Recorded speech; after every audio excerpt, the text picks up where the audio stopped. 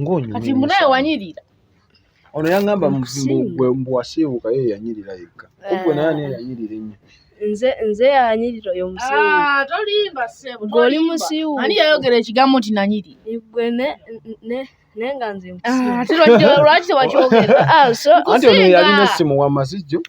Omukulu omuyiyeemu essuuti nga yakava mu kyalo yakava ku mpale ez'enkoba. Omukulu ono njagadde yabeere alabike amanye ekibuga bwe kikola ki. Ekibuga bw'ova mu kyalo okyusa ennyambala kye kisooka. Ekiddako n'okyusa ebyokulya. Ekiddako olina okubanga embeera n'enneebaka ekyuka. Na buli kimu n'enjogera erina okukyuka. Si kyo Julius? Eri tusula mu bikunta si bwe kiri. Bonna ani mukulu? Nange byantambudde dda. Mukulu naye ono nayagadde nsooke neesalemukko katono naye asooke akuleekulemu awanguwemu awo nange era nziremu nsubakuyitako. Olinayo essuubi ery'okuddamu okula omuyitemu. Essuubi gye liri. Kabaka Mwanga ali mu kirasi ki? Ate Julius nagenze mu pifu. By'okusoma byo nga ate yali wakumi nayo ripoti nga kasajja kagezi mugezi n'okusinga wali wakumeka. Wali wakumeka. Nali wa 14. Bwana naye agambye ezokalira abaana bali ameka 14. Export TV to the world. Kyekiri omuko bakutaddemu akapale si bwe guli kakutuuka kyekiriwo togenda kutwagala nyumyamu waneeno pale nakutuuka eno saa yakali ejja kuntuuka ddala ejjirayo ekifaananyi kyaffe kiri ekyannanyirira nsooke nzijjamu tojjaamu totama naawe sokola okusiima wanji nnyabo ndi bulungi obulamu bulungi Kampala nnungi. Nze mama wali kujja okufumbiranga. Okiwulidde ekyo? Nkiwulidde. Gamba maneja ali kujja kale. Kale weebale. Kale nnyabo. Kati komawo mu mboozi zaffe. Tunula n'eri nga bakulaba bulungi. Yiino empale. Naggwe. Ngenda kunyuma gwo kyasa. Ogenda baida we bangambye wafunye laptop. Oba ko. Nisokoleke. Epesa ngate. Tobimanyi bino bya kibuga lino lye pesa. Oba tomanyi epesa ne ate weriraga nga bazibawo. Ojja bomolaho gwe nkumanyi oli muniga. Jabo. Omukulu anziruseeko. Anonya omukulu agaba mulaga wali akatuli. Wayisize pesa. Kabaka Mwanga. Okanoonyeza akatuli nga tokalaba. Kati bakataddemu. Bali mu kateekaawo. Abadde osobola ojjambalira wo bw'otaddemu buteesi musipi. Owaaye. Bingiramu we? Essebo taata. Oli wa ttabu. Julius, kinga onyumye nnyo ate okusinga ab'e Kampala. Sembera wa. Ng'onyumye. Kati mbunaye wanyirira. Ono yangamba mbu wasibuka ye yanyirira yekka. Kubwe nani yanyirira ennyo. Nze yanyirira yo musibu. Tolimba sebo. Goli musibu. Ani yayogera ekigambo nti nanyiri. Igwe nenga nze musibu. Tiro lwaki wakyogera. So anti ono yalina essimu wamma sijjo. Naye kakati obudde bwakakati gw'oli mu kkooti sijjo. Gwa musinga onnyirira kati. Akatulugayo wakafenna twambale. Kale. Amakambuze Julius, amakoti mu byalo era akayije gali. Abagambala n'abaana bagambala. Oba basajja bakulu bokka. N'abaana bagambala. Wali olabyeko omwana omuto ayambala essuuti bw'eti. Ng'agenda ludda amulumbe. Kyokka oyagala olumbe. Anti gyegyo emikolo egibeera mu byalo. Sikyo. Walabyeko buno obeera n'okwanjula ssebo. Kati ng'okwanjula gwe bakutwala ng'ani? Gwe bakutwalayo ng'ani? Nze nga omuko teweyita fulawa gaalo omanyi gwe nkumanyi. Naye nga basaba ne bannyabo olunaku olwaleero tuli Kakiri wano waliwo omwami yasazeewo abaana bano abeeko ekirabo oba ekitereke kyabawa yasoose kola ku mukulu ono gwe muyita Julius n'akyali mupya mu kibuga naye atukidde mu masuuti n'ennyimirira yeye ekyali mulaakaayi ne byonna bijja tereera ogenda otolaba ono azungazunga abeere ntuzza muzze Julius yakuyingiridde mu kibuga owulira otya nga muganda wo ali mu kibuga mpulira bulungi kubanga yeye Luyinda Julius nange nze Luyinda Junior kati ibwe mpangula aba awangudde gwe musika naye bw'awangula Luyinda aba awangudde lwaki bakutuma Junior gwe musika mbadde sinabuuza kantu ako ogenda kabuuza ani taata jamubuuza kati mbadde njagala ogambe abakuwagala bonna bajje wano eno bawagire omwami ono atutaddemu bannange bamuyita agenda tuwa amannya gu soko yiya kale bannange nze kabaka Mwanga yanyirira lwakuba nfunyeyo ayagala okunvuganya yuno naye yanyirira naye akusinza n'okukusinga tasobola kunsinga laba ettama Inkusinga. layira Soko la veta malizi obundazi zakoleke bannange waliwo omukulu wano Kashiri aviyemu ebyambalo tugenda kwogerako naye naye simanyi manya ga dduuka lino ali wano Kashiri edduuka liyitibwa Relax Clear Fashion atuyiyemu ebyakabi navudde mu kyalo atuyiyemu ebikumba naye bale mumuwagire nnyo atunda ebyakabi gesokolayo buli kimu kyoyagala kisanga wano engatto ziizo buli kimu Julius akusinga obuwanvu ansinga siye muto ye muto anti nze nkula bato bangisagala baleka nnyo mabega nyagambe mbere ngamba linda linawo bale tugenda kwogerako n'omukulu Raimoja sokoje ebisinga gwabitegera sokoje omwami ono amannya ge naye ajja kweyogerako mwami ye Musa yasinga boutique talina eno yokka ze tuyiseeko wali zonna zize bamuyita Musa ayambaza abakyala abaami abaana abato twabadde nga obimanyi ebyaffe bino ebya social media nalaba omwana ono ng'ayingidde city yes n'agamba why not ajje alondemu byayagala okitegeera naye anyume bambi afitinge mu society era tumweyanziza nnyo edduuka baliyita Relax Fashions ye kampani ye bagiyitayo omwami ye Musa ndowooza ajja kujja era abantu ayogereko nabo ababuuzeeko alina okwogerako naffe atuwene ku namba kuba kyatukoledde yasoose ndowooza ku kabaku yasoose n'ebirala bijja omanyi kiringa nga we mubeera ewaka wabeerawo omuwala omu we banjula oba ne bakyala ewaka abaguliddewo banne mukulu nga yeetaala abalala okitegedde abagulidde banne abalala riziki so kati ono omwami amuguliddewo n'abalala tujja kulabira awo mpolampola nga bijja yes abakaviiri ate ebintu gwasinga ndeka naye ndaba musajja mukakkamu naye bw'atandika osumulula emboozi bw'atandika okukokya ebikokyo soko tuweyo ekirala awo ekikokyawo soko tuweyo ekikokyo nse bwendi leero nkirya nsebo toleeta kizibu nnyo leeta kyensobola okulya Koi. kirya ogirya Wa. wewewe Raimoja agambye mbu wawawa kigwa wewewe ono akimanyi kimanyi ssebo nze kinyiize nkuwa ekyalo fena tugaba nyana yo nkuwe nyana mjimbe eyo nyana yo Eyebeera nkuba matovu. naye bannange twongereyo ekirala eki kimu omwana wange bimala eyo dati content ono ye yagidde mu bikokyo TikTok ono Moja kyotukola bazadde. Nga basaba naye wali ku expo mbadde sinnababuuzaako olwezi mbeera omwana soda abbe akwata kakamera ako ne katambula malidadi sana. Tuli mu kakiiri eno ssebo twegiriisa twetuliboosa n'abakulu ono ye mukulu lwakuba agambye akula asaasira ne banne babeeko we batuuka ye mukulu Kabaka Mwanga ono ndowooza aba mukopi si bwe guli? Taba mukopi ssebo. Naye abakabaka Oyo abakatikkiro. Wayise no ono ye mukuuma Ddamula. Yodo. Moja omukulu ali ludda wajja atubuuzeeko mu bigambo nga 2-3. Ali mu kujja. Twogereko naye.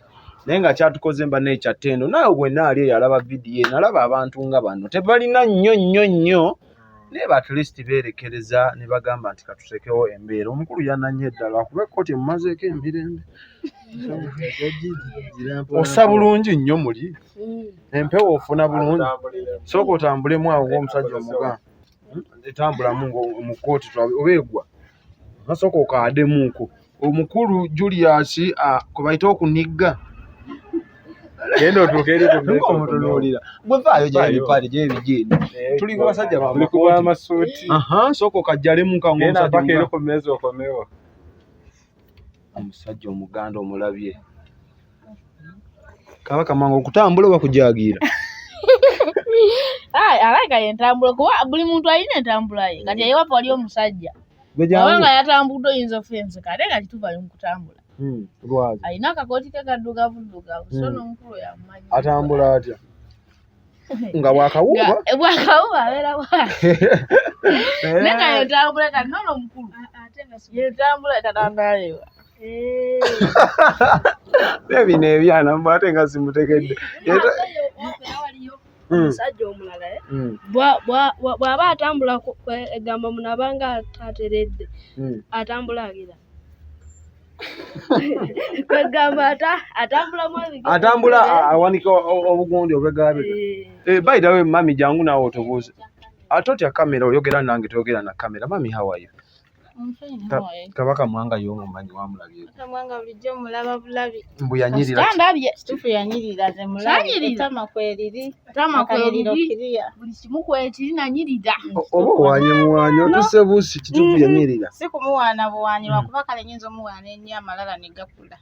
Naye anyiridde. Brief ki ky'oyinza kugamba abakulaba about boutique yaffe eno? Kyenyinza okugamba batulaba ku boutique yaffe eno era mbagamba ekintu kimu nti Deluxe Clear Fashion ekakiri ku paaka ennamba emu eyambaza abaana abakulu abakyala abaami buli kimu n'ebyokwebakako nti buliri mufaliso biki byonna tuba nabyo ate ku bbeeyi ensaamusaamu. Customer care naye eri clear. Nabalabye edda mwankozeko waleera emirembe wali nga nnyingira mbulamu kasoda kokka kayina era akaleete maneja genda omukuba akaama nti oyo anywa soda. Amiina. Eriyo omulala neeno? Waliyo omukulu Sayimo. Mukulu Sayimo wuuno atya kamera. Mukulu Sayimo kyekiri? Tubuuzeeko Mukulu Sayimo. Mukulu Sayimo kiki? Kyekiri omuganda wange? Okay baganda baffe nga bwedda wembasuubiza tuli ku expo tukyatambula. Ono nno ye mukulu atuyiyemu ebyakabi ate nno banne sijja byogera so mukama waffe mbuliza ku bakulaba. Balaaya abandaba mwenna balamusizza mwe bali kubeerayo mwe balina kuyamba abantu. Amiina. Amannya go ssebo? Amannya Bampita Musa Mirimo Deluxe Clear Fashions Kakiri yessebo. Nga tetunabalandaga sooka osome ennamba y'essimu. Ennamba yange y'essimu eri 0700 19 434.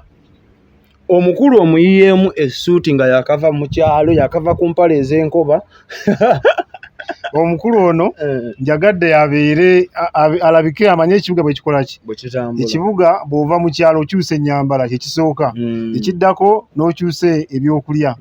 Ekiddako olina okubanga embeera n'enneebaka ekyuka. Na buli kimu n'enjogera n'okukyuka. Si kyo Julius? Eri tusula mu bikunta si bwe kiri? Naye wano wazze kandoza musanze wagalabye. Nekola sibale moloka ezidduka. Yangambe yalabye ebitaala amataala agaaka n'awatali nnyumba. N'ennyumba zitambula. Nalaba ezeeweese. Ng'ozze Kampala. So kyekyo bakama bange. Toyanziza nnyo toyanziza mukadde waffe. Bagambe ne Kabaka Mwanga omukozeeko. Kabaka Mwanga aliwa. Jangu. Naye Mwanga. ne Kabaka Mwanga waali wano era naye tomusuuliridde nemukozeeko ebyakabi kipaku waffe ono wano twamumanyira serebu waffe oyeka yaliko e Kampala ono banange bibino Kabaka Mwanga wanyirira nanyirira weyise bulungi beera mwana mulungi yagala manye kikujje mu kyalo fena lwava mu kyalo neri wawaleeyo nenkubulirayo otya n'okutya era nange nina entandikwa y'olugendo nange lwaleeta mu kibuga kitegedde bulungi buli omu aba n'entandikwayo Katonda akuwayesezza ekyo akozesa social media n'ekujjayo era kumma empisa yagala ate manya akuleese teweerabira kuba oyinza ofuna fame esinga neya leimoja ate n'okukola ki n'omera amalala okitegedde ate webale ne muganda we mwaga era bw'ofunanga dewammewa obanoonyeeyo abalala era oyambe n'abalala ffe ekituyambisa mu kamera si kugamba nti tuyina nsiina nange nkyayija kubanga mbeezaawo obulamu naye njagala ku influencinga abalala nga leimoja bwe yakoze eki bwe yagenze mu kamera naffe n'atugjayo kati bwe yalina akatono n'akangi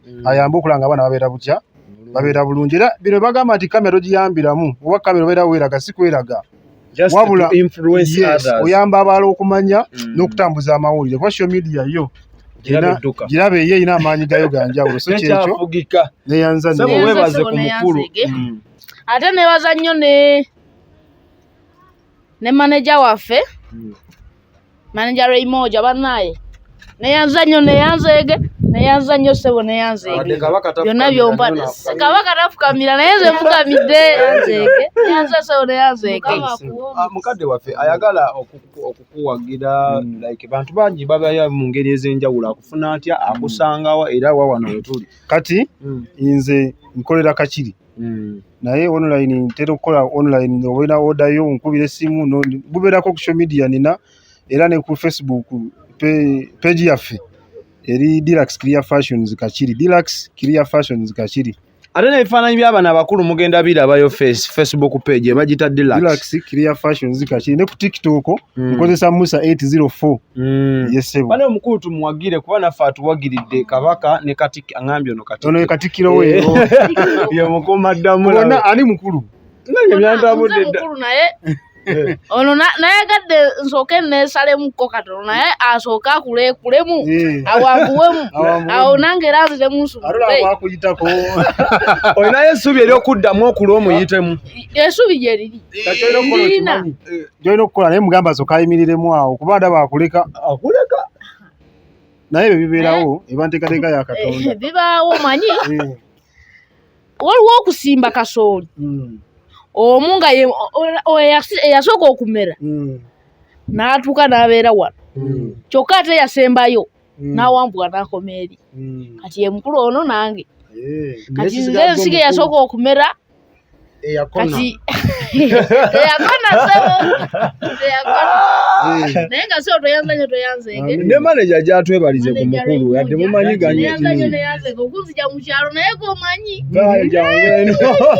wawona empale za lastic ogimanyi oba akwesanga lukoba n'ogigatta bwoti kaki nolabika embeera y'ekyalo ogimanyi anatuba ba mukyalo agibeeramu omanyi manager gye twamujja ntuŋŋamo yiri eri wansi manager gyankubebaza abantu banaye tuli seti ndowooza mukulu Musa tuyanze webale kuddukirira mulanga gwaffe gwe wasoose omwana akamuteekayo n'oŋŋamba era walabe zi comments reply z'abaana ze bakuzeemu nyingi ziringa 100 nga buli omu kimukutteko era bonna ade ba appreciatinze so omwami ono bannaye Katikkiro wa Kabaka Mwanga amanya ge ye Julius Oyinda bannaye officially tumwanjudde eri mu abantu ate kasitansuumulula katono tusumuludde mukulu Musa aguddewo olujjo olw'okumuyamba naawe wena ali gy'oli agiguddewo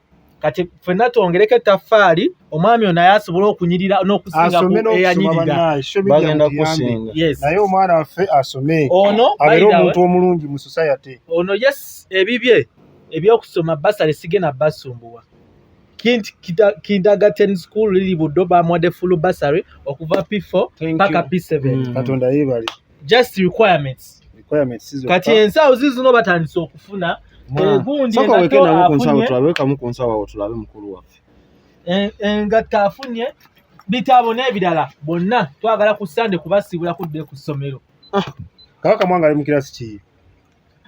ageze mpisi Ate Julius nagenze mpifu ifo yokusoma byonga ya ate yali wakumi nayo report yenga wow kasajja kagezi mugeze n'okusinga wali wakumeka wali wakumeka nali wa 14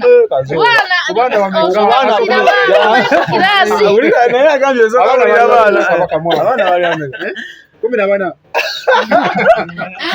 abana bali atanumba sa era mumuli mu kyalo ekibiina kiwoza abo abaana wani kuya momozi primary school mubera mu fenete mwagala soma jangu wali wakumeka yogera amazi nali wa 14 kubana 5 mu basatu waleka bameka kusomero waleka wekose osembe